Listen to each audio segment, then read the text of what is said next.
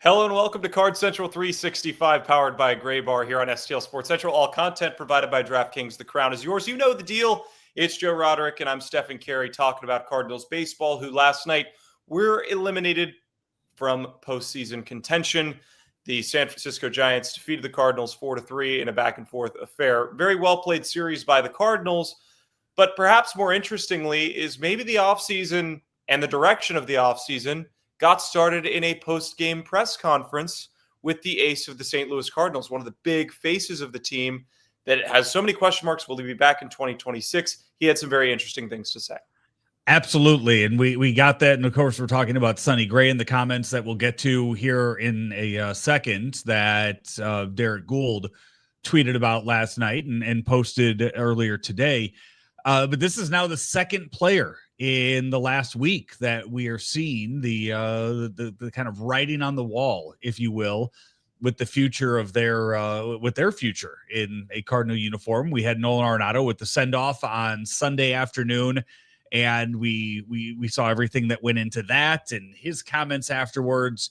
And now Sonny Gray, who I think a lot of us thought was stubborn on the idea of possibly being traded away, he's now opened that door and said, hey, this is something that might be a possibility. So two guys now that you have that'll kind of change the landscape of Cardinal baseball and this entire roster going into next year.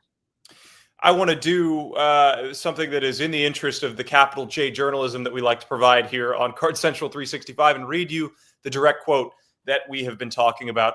Sonny Gray said, quote, "I have enjoyed my time with the Cardinals, and I've loved the people, but I came here to win. I signed here 2 years ago with the expectation of winning and trying to win, and that just hasn't played out that way, but I want to win, and I expect to win." So this is a very, very good, idea of where Sonny Gray's head is going into the offseason. And Joe, this is one of those things that could potentially be mutually beneficial for both parties. So don't think that anyone's going to catch too much flack for this. But I'm surprised that Sonny came out and said very directly, hey, I expected to win. That just hasn't happened here. And you know what? In some ways, last year, has Sonny Gray performed to the level of an ace in the minds of Cardinal fans and in the numbers that he's put up? Like, I know Randy and I kind of went over this a few weeks ago, and we went like team by team, really focusing on the teams that are in postseason contention. And it's kind of looking at it and saying, if Sonny Gray is on this roster, if Sonny Gray is in this rotation, how many teams is he starting game one of a postseason series for? And then you take it a little further. Like, how many of these teams is he starting game two of a postseason series for? And it's not many. It really, I don't think there was a single team that we looked at that it was like, yeah, Sonny Gray would be starting game one for that. I think as you went down to game number two, less than half. So yeah, I get it. Sonny Gray wants to win. Everybody wants to win, but wherever he goes, you know, it's going to be a team that if it's going to be a team that if they're in a good position to win, he's going to be a 3 or a 4 on any team he goes to. Yeah, I think 4 might be a little aggressive considering what he does with the swing and miss stuff and the ability to go deep into games. But this year, we've certainly seen a drop off from that. He throws every pitch as hard as he can. I agree with Craig here. Pretty much a number 2 or 3 starter on a really good team. He is a number 3 starter. On a really good team, he's a number 3 starter. And then that's where you kind of get into a whole different layer of this conversation. We already assume that when you trade Nolan Arenado, you're going to have to eat a lot of that contract with him. Sonny Gray, I believe, is he due $35 million next year, $30 million a year after that, or do I have those flipped around? I know the details of his contract. It was very team friendly in the first few years and then very high in the following years, as I would imagine a way to maybe, not trade him, make him untradeable. And now you're in this situation where, I think all parties might want to change. Yeah, certainly. I think it is a very interesting conversation. Again, with eating a lot of that money, the point that Brendan Schaefer made yesterday is you could still go spend 10 million and maybe be a competitive team with some of the pieces that you have. The more money though that you're forced to eat, the less likely that I see this team going out and getting a ton of free agents, especially when you factor in the previous ideology going into this season. And I'm very curious to see how they play that. A quick reminder to all that this show is powered by Graybar, your distributor for electrical and datacom needs. I find it also interesting, and I talked with Brendan about this yesterday, that he makes these comments after pitching well in San Francisco, a team that a lot of people have tied him to, that maybe he could be a good fit with the Giants. He pitched well. He seemed to be comfortable. He knows the area well with his time in Oakland. And again, I refuse to believe that someone as intelligent as Sonny Gray does not think about maybe the aftermath in a positive or negative way of what he says. He chooses to say things, and he's a very intellectual person, very cerebral. There might be some motive there. Yeah, that is one of the stops that he's landed in, where he was an all-star, where he was a really good pitcher back in the day for the A's. And that's one of those, as you mentioned it at first, the first thought that came to my mind was just kind of the scattered weather that you get in that Bay Area from time to time in the San Francisco area. And we know that any minor I can't drawing a blank on the word, inconvenience for Sonny Gray might throw off an entire day, an entire start. So that's where I do wonder, where he would want to call home for that. And I think that we've seen the Giants, they're though willing to go out and, do whatever it takes to win. We've seen them sign big name free agents. We've seen them on other big name free agents. And earlier this year, you saw him go out and get Rafael Devers early on in the season and take on that contract too. So it's definitely a team and organization that's willing to pay and willing to go out there and do whatever necessary to win. And I would also imagine that the ownership there in a year like this year, where they did go out, they got Devers, they got other players, they're going to miss the playoffs too. That's not going to be great for that fan base. Right. And I think that again, the key here is he says he wants to be on a winning team. Clearly, from what he said, he doesn't seem to have the expectation that the Cardinals will be competitive during the duration of the finality of his contract. So that seems like he's more than open to the possibility of moving on. So a quick reminder as we continue on this point about Sonny Gray, that Missouri needs to get ready. The wait is almost over. DraftKings Sportsbook, America's top-rated sportsbook app, is coming soon to Show Me State. And you can sign up today. New Missouri customers can get $300 in bonus bets when we launch on December 1st. Download now and place a $5 bet when we go live. DraftKings Sportsbook brings everything you need to elevate your game day, including live in-game betting, lightning-fast payouts, and endless ways to get in on the action, all right from your phone. And when we do officially go live, Missouri, you'll be betting with the Sportsbook app trusted by millions. Safe, secure, and has fast money withdrawals. Download the DraftKings Sportsbook app and use code STL Sports to grab $300 in bonus bets with just a $5 bet when we go live December 1st. That's code STL Sports in partnership with DraftKings Sportsbook.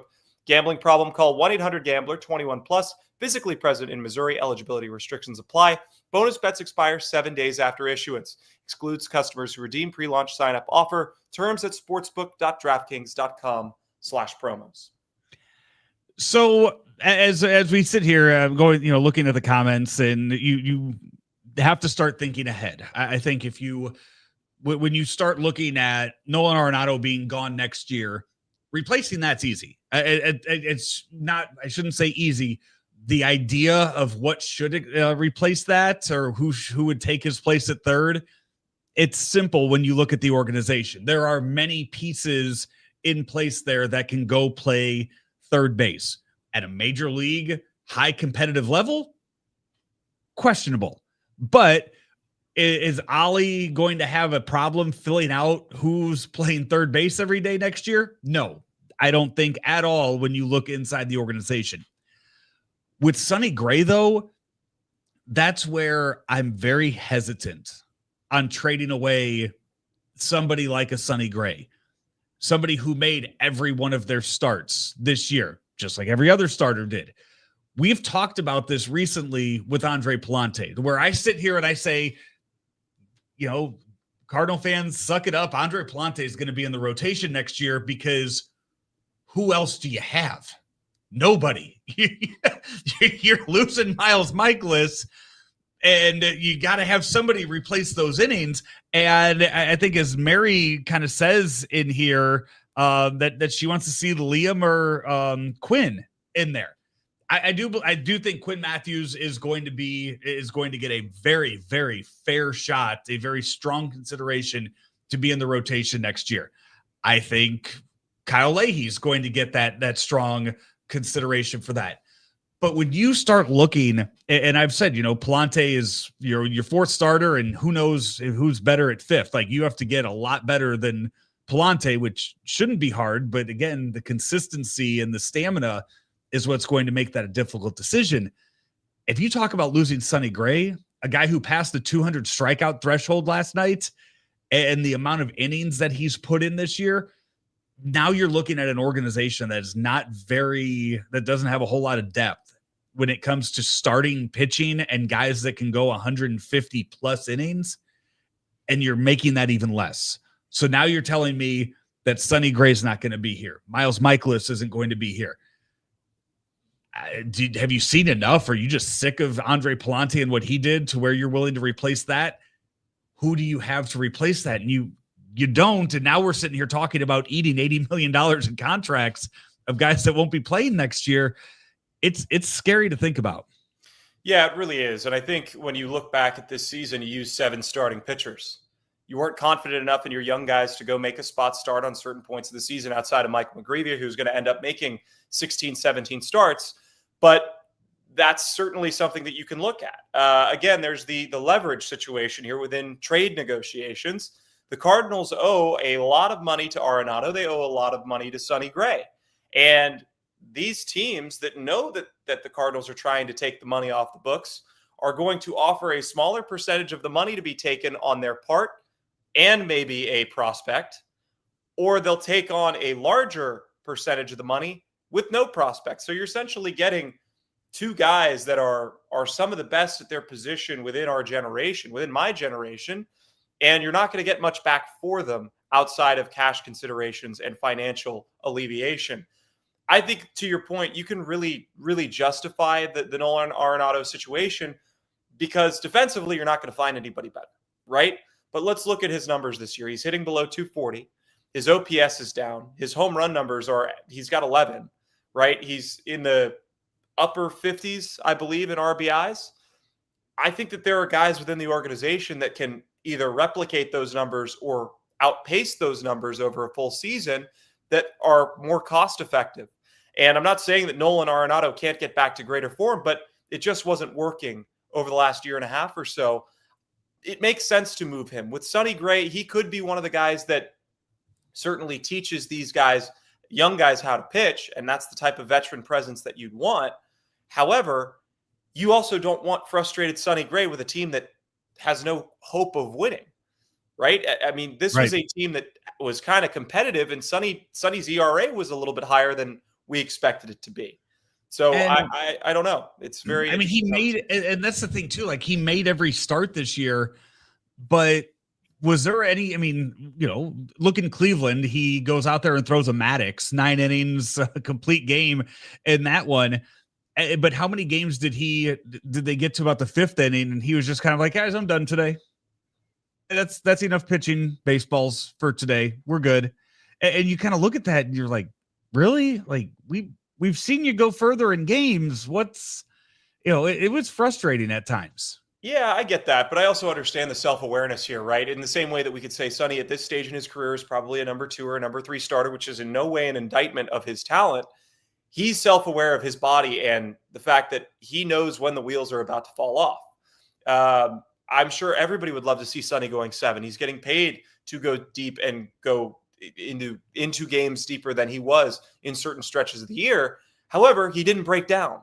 He didn't have elbow issues. He made every single one of his starts. So that inherently has a lot of value to me, especially for a starter that's, in his mid-30s and asked to be the ace of a rotation. there are some physical concerns about the strain of pitching a full season. I mean, ask Matthew Liberatore, who's in his mid-20s and having those concerns. Right. Yeah. And again, I don't know if that's concerns or if I would just say that's an issue with Liberatore where it's just, it's something he's never done before. And now it's going to keep building more and more as the years go on. So that's the way I kind of look at the Liberatore situation with that. And right now, a lot of people in the comments kind of throwing out there the McGravy Liberatore 1-2 for next year. I look forward to going into next season with that being there. You need 5 though. And right now we're sitting here doing an entire episode on trading Sonny Gray, and I cannot confidently give you names that I would be comfortable with at 3, 4, and 5 at this moment. Yeah, certainly. And maybe it'll be baptism by fire. Maybe we'll see these young guys up earlier than expected, and that could be fun in and of itself. Well, there's not a whole lot more that we could say about this situation. The Cardinals will open a 3-game series in the friendly confines, albeit one that doesn't have much meaning for postseason contention, but it'll always be fun to beat the Cubbies for those Redbird fans that will be tuning in. For everybody here at STL Sports Central, this is Card Central 365 powered by Gray Bar. All content provided by DraftKings. The crown is yours. Joe, any final thoughts before we send it off? Nope. One more weekend left of baseball before October next week. Looking forward to the wild card round starting next Tuesday. We're going to have a ton of coverage for you. Baseball, football, everything sports here on STL Sports Central. Be sure to tune in and like and subscribe to the YouTube channel. Thank you guys so much for joining us. We'll see what happens with Sonny Gray and the Cardinals as the year continues to wind down.